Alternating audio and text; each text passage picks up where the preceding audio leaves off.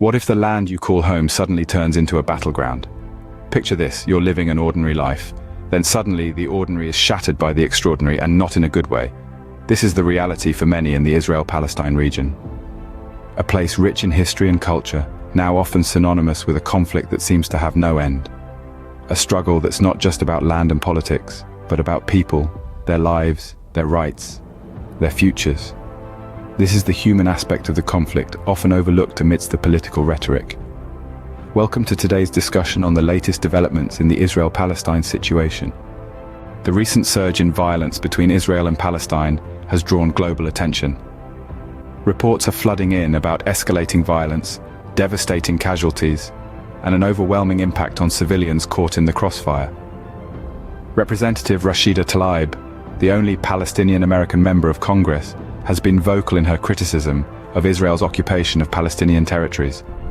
She has called for an end to US support for Israel, highlighting the human rights situation in the Palestinian territories. She mourns the lives lost on both sides of the conflict, expressing her sorrow on social media platforms. Tlaib has been using her platform to advocate for the rights of Palestinians and support the boycott, divestment, and sanctions movement against Israel. This has come in response to the declaration of war by Prime Minister Benjamin Netanyahu on Hamas, following an attack from Gaza. The fallout of this conflict is far-reaching. Airstrikes have led to widespread power cuts in Gaza, disrupting the lives of countless civilians. Israeli authorities report at least 700 people killed and 1,500 wounded by Hamas's strikes. The Palestinian Health Ministry, on the other hand, reports 313 people killed and 2,000 injured by Israeli counterstrikes. The situation is dire, with civilians bearing the brunt of the violence. The human cost of the conflict is immense, with lives lost on both sides.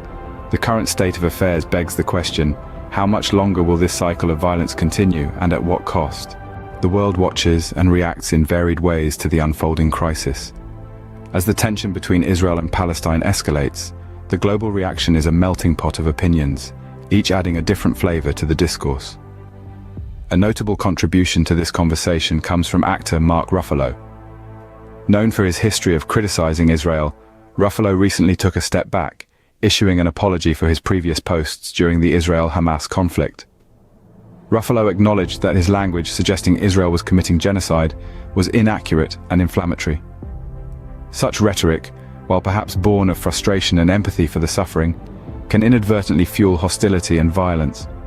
It's a stark reminder that words wield power, and public figures with their far-reaching influence must wield them responsibly. This isn't to say that criticism of Israel's actions or Palestine's reactions is off-limits. On the contrary, it's necessary for holding nations accountable. But it needs to be fair, accurate, and devoid of harmful stereotypes. Charges of genocide and apartheid, thrown around without proper context, can muddy the waters of an already complex issue. Moreover, the use of such language can contribute to a surge in verbal and violent attacks against particular religious or ethnic groups. It's a dangerous spiral where criticism of a political entity morphs into hatred for a people, and it's a spiral we must consciously avoid. Ruffalo's apology is significant, not just as a personal course correction, but as a call to action for others. It stands up for the dignity of Jews and calls attention to the concerns of American Jews. It's a reminder that, while the Israel-Palestine issue is fraught with emotion, we can and should engage in respectful dialogue. The importance of respectful dialogue in addressing such complex issues cannot be overstated. When we approach these conversations with understanding and empathy, we open the door to potential solutions. And isn't that what we all want? A path towards peace, justice, and harmony. Amid the conflict, financial support plays a crucial role. It is a lifeline that directly impacts the lives of those caught in the crossfire. In this context, a recent development that has sparked global conversation is the decision by the Biden administration to provide $235 million in humanitarian aid to the Palestinians. This move also includes the reinstatement of funding for the United Nations Relief and Works Agency, also known as UNRWA. This action marks a significant shift from the policies of the previous administration, signaling a renewed commitment to foster ties with the Palestinians. It's worth noting that this decision has been warmly welcomed by Palestinian refugees, who have suffered the brunt of the conflict and the financial hardship that comes with it. Most of the refugees registered with UNRWA are descendants of Palestinians who were displaced during the war in 1948. They seek the right to return to their families' former lands, which are now in Israel. However, Israel views this right as a threat to its Jewish majority and has voiced its opposition to the resumption of funding for UNRWA. The Biden administration's plan will channel $150 million to UNRWA. However, despite this much-needed injection of funds, the agency anticipates continued struggles due to reduced donations from other countries. Israel's ambassador to the United States and the United Nations, Gilad Erdan, expressed disappointment and objection to the renewal of funding for UNRWA without reform. The complex and multifaceted nature of this issue further underscores the tension between the need for immediate humanitarian aid and the broader political implications of such support. While financial aid is welcomed, it does not solve the underlying issues. The search for a sustainable and mutually agreeable solution to the Israel-Palestine conflict continues to be a challenge that the international community must address with urgency and sensitivity. To understand the present, we must look at the past. The Israel-Palestine conflict is not just a product of recent decades, but a complex issue that's rooted deep in history.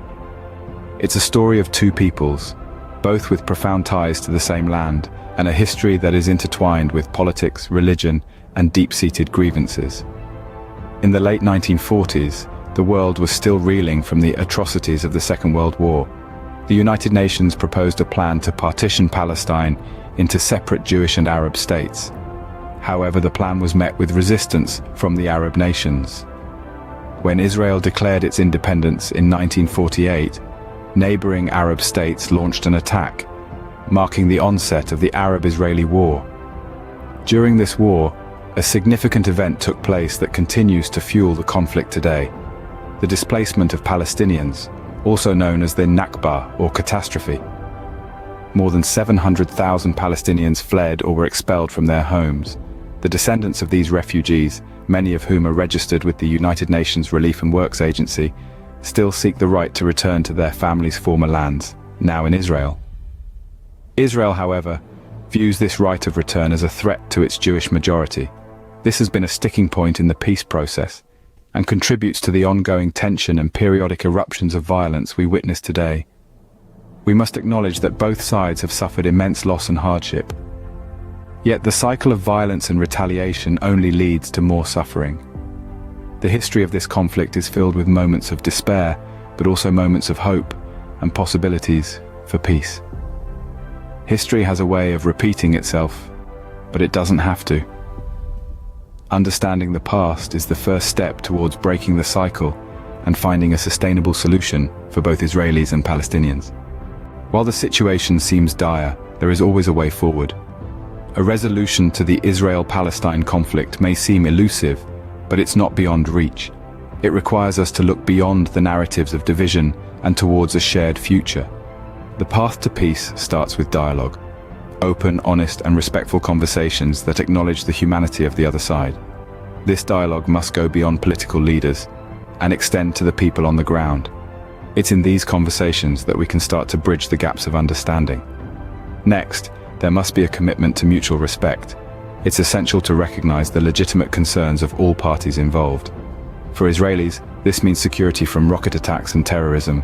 For Palestinians, it means an end to occupation, the lifting of the blockade, and the assurance of basic human rights. Lastly, we must remember that peace is not a zero-sum game. The prosperity of one side does not mean the downfall of the other. Quite the contrary, a peaceful resolution would bring about collective benefits such as economic growth, regional stability, and enhanced international relations. In the end, peace is not just the absence of conflict, but the presence of justice. As we wrap up today's discussion, let's reflect on the key points we've covered. We delved into the current situation between Israel and Palestine, noting the escalating violence and unending cycle of retaliations. We observed the global reactions, highlighting the nuanced and diverse views. We considered the significance of financial aid, particularly the US decision to restart humanitarian assistance. We journeyed through the historical context, understanding how past events have shaped today's reality. Lastly, we contemplated potential solutions, emphasizing that dialogue and understanding must accompany any steps towards resolution. Thank you for joining us today. Remember, understanding is the first step towards resolution.